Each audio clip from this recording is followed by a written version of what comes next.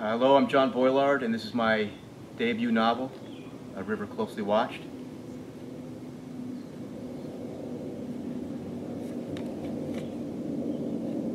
Doreen's great aunt is getting on in years, and even though she denies it, she needs help on her spread from time to time. She has a pack of stray dogs and feral cats that roam her property freely.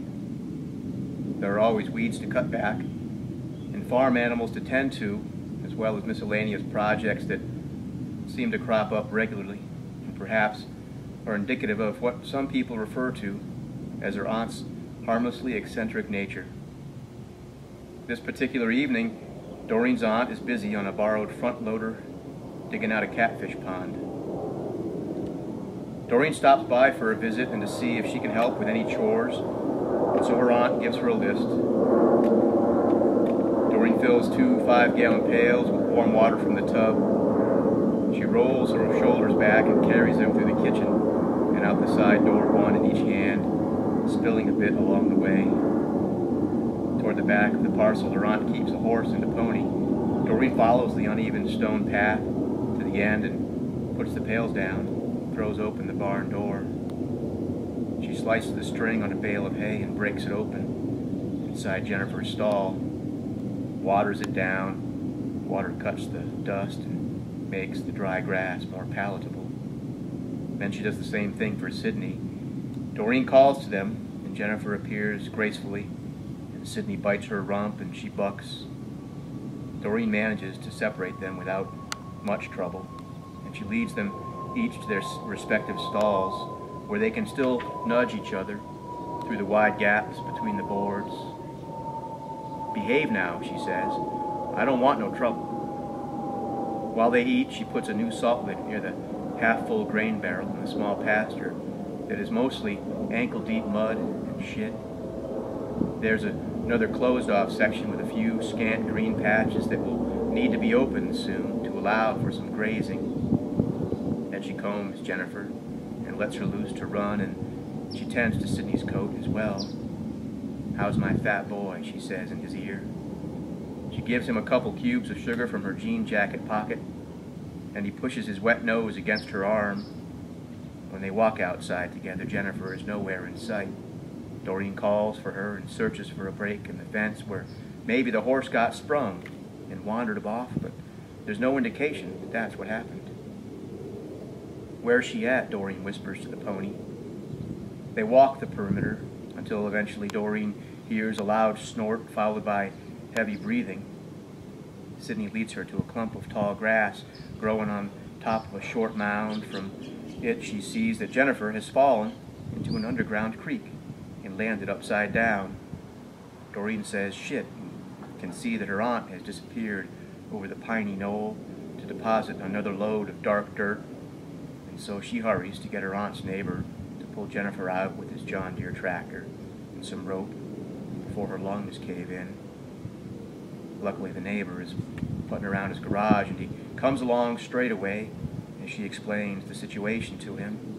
He's of a previous generation, and he moves with a bow-legged amble, and it becomes clear that he's the kind of man who likes to talk as he works.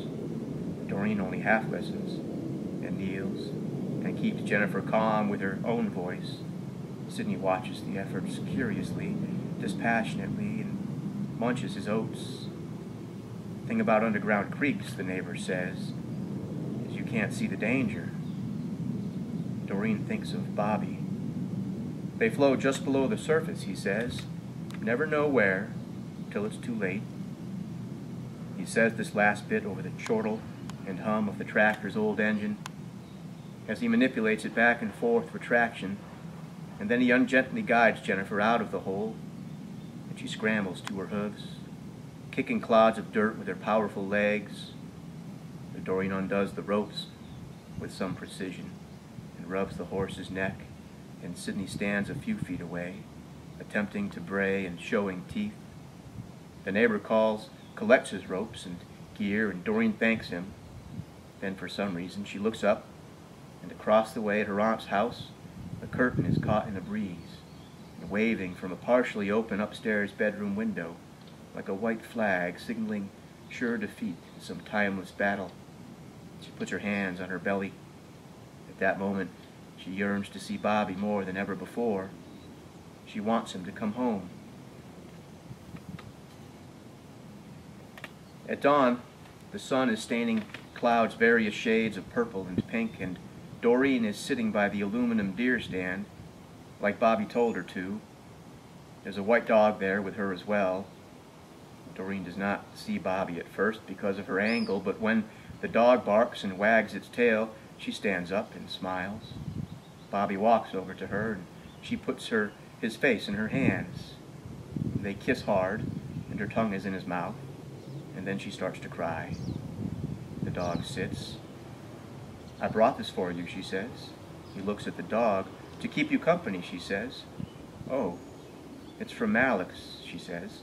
Malik is the dog catcher. He shoots them after 10 days, and the crazies even sooner. Bobby puts his hand down to the dog, and she sniffs at his fingers and palms. "My aunt rescued it," Doreen says. "What I'm going to do with a dog," Bobby says.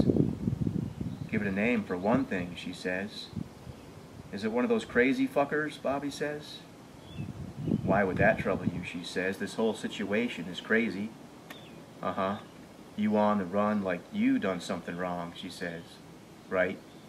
You want to pay for your father's sins." "Well, that's what you say." She stands back and looks at him, sizing him up. "Well, at least you look all right. Yeah. You got a place?" "We had a place." She looks surprised and then disappointed. "I thought your uncle had a girl or something," she says, "with a place." "Well, I guess he did, but that didn't work out so great." "Why not?" "I'm thinking my uncle is not really the girlfriend type." Doreen shakes her head. They climb the wood ladder up to the elevated metal shack, and the dog barks as they do so. The door hangs on a single hinge, and Bobby pulls it aside with one hand, knocks the cobwebs down with the other. She follows him inside. It's just an old mattress in there, and it's dusty, and they sit on it, and she makes a face and sneezes. She has healed up nicely from the attack. They lie back and touch each other, and she feels better. The dog is barking like crazy down below. "How long are we going to do this?" she says. "Well, I'm almost done." She laughs and looks at Bobby. "I don't mean this right now," she says. Bobby knows what she means. He doesn't say anything for a little while, and she goes back to work on him. Then he's finished, and she kisses him fast on his mouth and pulls away. He closes his eyes. It's a rare moment of comfort that he'd like to stretch out. "So," she says, "so what? So you can't just live in the woods forever like some hermit?" "All right then. I got half a mind to bring Westy next time." Bobby gives her a look, and she knows he means business. He pushes her off his lap and stands up. "Take it back," he says. "I do take it back," she says. She reaches up and takes hold of Bobby's hips. "I said I didn't mean it," she says.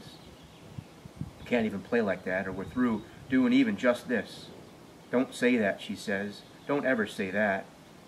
She cries. It seems to Bobby like she is always crying about one thing or another. She stands up too, and he gets her to calm down a little bit, but she's shaking now like some kid. Jesus fucking Christ. Maybe Uncle Thaddeus is right about females, he thinks. "Come on now, stop it," Bobby says. "I'm sorry." "Don't be sorry," he says. "You just can't do like you said." "I know. This is some serious shit," he says. "I know it." "All right then. But the damage is done." Bobby sees trust as a length of firewood, and when Doreen threatened to call the police, it was like she chopped off a piece of it with an axe. She doesn't say anything else, and they hold each other for a while, but he has to get back so that his uncle doesn't get suspicious. Behind an electric fence, a cow is switching its coarse tail at flies. He watches the cow over the top of Doreen's head until she speaks. "Well, maybe I can run with you then," she says. Bobby laughs. He can picture how that would sit with his uncle. Then he looks out the rectangular plastic window, and there in the near distance is a cool-eyed timber wolf, all ready with its thick winter pelage, gray-brown and stiff-legged and tall, looking at the barking dog with ears erect and forward.